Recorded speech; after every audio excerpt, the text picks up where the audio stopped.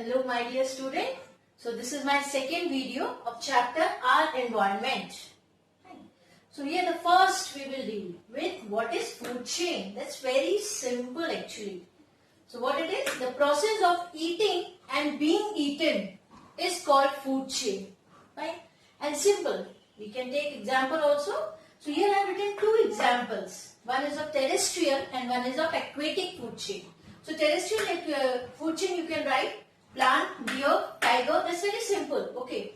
In the case of aquatic food chain, phytoplanktons, zooplanktons, small fishes, shark. Now, why written these two? Because sometimes for 1 marks they ask define food chain and give one example of aquatic food chain or terrestrial food chain. So you should know at least one example of each. Right? Next is a food web.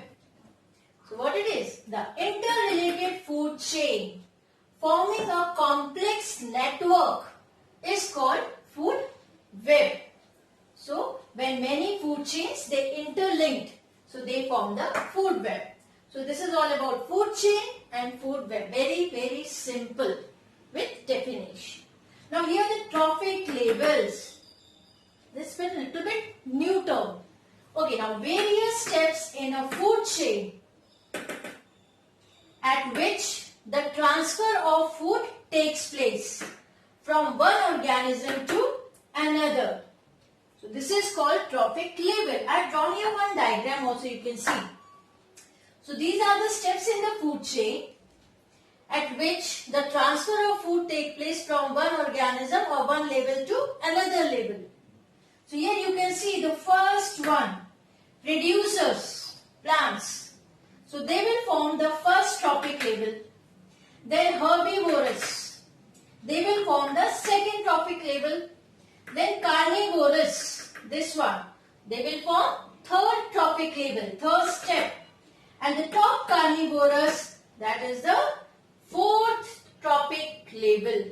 So in this way 4 trophic labels are there. And these are the steps in the food chain. This you should remember. Various steps in a food chain. So producers, then herbivorous, then carnivorous, then top carnivorous. Okay. In the diagram I have written here producers, then primary consumers, naturally they are the herbivorous. Secondary consumers, they are carnivorous. Tertiary consumer, they are top carnivorous. So this is all about the trophic label. This question also they ask only for 1 mark, not more than that. Fine. Now come to the next 10% law. This is very important actually.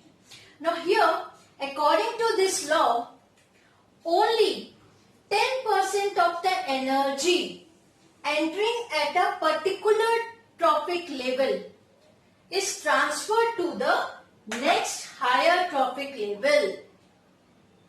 See, in a very simple way I will say that if any trophic level is receiving the energy, okay, now what happened? 90% of energy that level organism will utilize for their proper growth. Fine. Only 10% energy they will give to the next trophic level and 90% they will consume themselves. So here 10% law.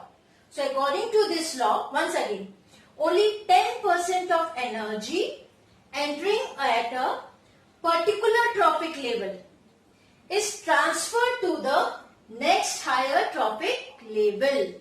So 10% energy will transfer to the next one. Whatever they are receiving, and 90% they will use for themselves. So you will understand in a better way. I will give an example here because in board exam, usually what they ask in this form, okay, in numerical form or in question form they ask that if, this is one example I have taken, if 100 joules of energy is available to the producer level, fine, then calculate the energy transferred to the peacock as food in the given food chain. And they have given one food chain, grass, mice, snake, peacock. Fine. So what they said, 100 joule of energy is available to the producers. Fine. Producers means plants. So here grass is written, 100 joules of energy. Fine. Now they are asking how much energy will be there in the peacock. They will receive as a food. Here I have written the answer with the red pen. See what 100 joules here. So they will pass only 10% energy. So what will be the 10% of 100? 10 joules. Fine. Now mice will pass only 10%. 90% mice will use for themselves. Now here again 10 joule. 10% of this one 1 joule. Then 1 joule snake they receive. Now here they will pass only 10% to the peacocks. Now 1 joule, 10% of 1 joule is 0.1 joule. Fine. So 0.1 joule energy is received by the peacock as food if 100 joule of energy is available at the producer label. So what happened? They will ask the question in this way. Okay. And this will not be there. Yes. In this way. Now what you will do? Simple calculation. See 100 joule grass. So only the 10% will be passed to this one. So 10 joule. Then again only 10%. Then 1 joule. And then 0.1 joule of energy is received by the peacocks as food. So this is 10% law. Fine. Now come to the next topic. Or we can say a little bit information about how the energy flow in the ecosystem. See, flow of energy is unidirectional. This is very important. Sometimes they ask, justify the statement that in ecosystem, flow of energy is in unidirectional. Only in one direction. Just see, the energy that is captured by the autotrophs. Autotrophs means plants, right? Does not revert back to the solar input. And the energy which is passes to the herbivores, fine, does not come back to autotrophs, plants eaten up by the herbivores. So that energy will also not come back to the autotrophs, fine. As it moves progressively through various trophic levels, it is no longer available to the previous level. Simple, if the energy is flowing in this direction, so what happened? Whatever the energy of the grass in this food chain is consumed by the mice can't return that energy to the autotrophs. So that's why the flow of energy in an ecosystem is in unidirectional. See, that's why I've written here. As it moves progressively through various trophic levels, it is no longer available to the previous level. That's why the flow of energy is unidirectional in an ecosystem. Fine. Now, one more interesting aspect of the food chain here I want to discuss is how unknowingly some harmful chemicals enter in our body through food chain. See what happened? Usually farmers, they use pesticides and chemicals for their crops, right? And these chemicals either wash down into the soil or into the water bodies. So from soil, these are absorbed by the plants along with water and minerals, okay?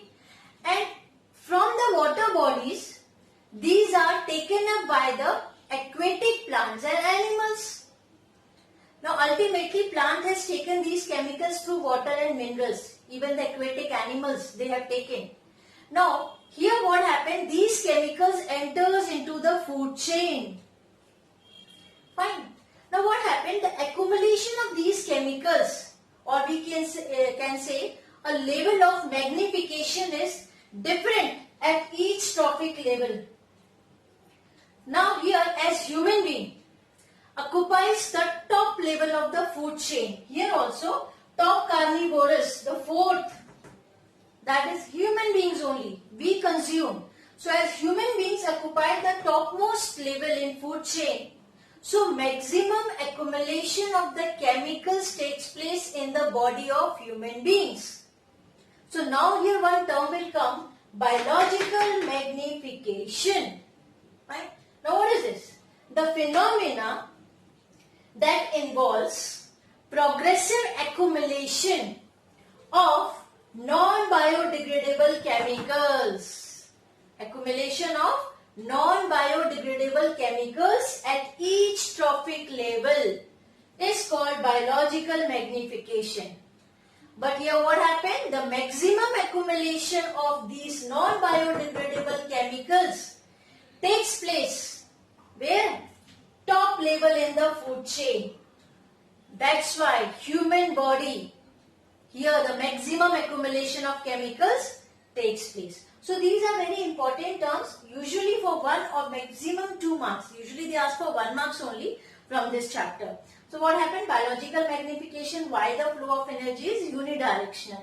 Very important, the definition and the example of each type, that is the terrestrial food chain and aquatic food chain. Then the trophic levels. What is this? So these are the steps in a food chain. So please just have a look of this one, and this very important because usually in the question form they ask. So no need to do the complicated calculation. Simple. By looking into that only 10% you have to pass. So 100 joule, 10% that will be the 10 joule. So in this way you can take it out. They can take any type of food chain. They can give any example. Just concentrately think from where they are giving the energy, for which level, and then from which level we have to reach. As they have asked in this question, calculate the energy transfer to the peacock. And the grass one, producers, they have given. So in this way very easily you can calculate. Okay. Thank you.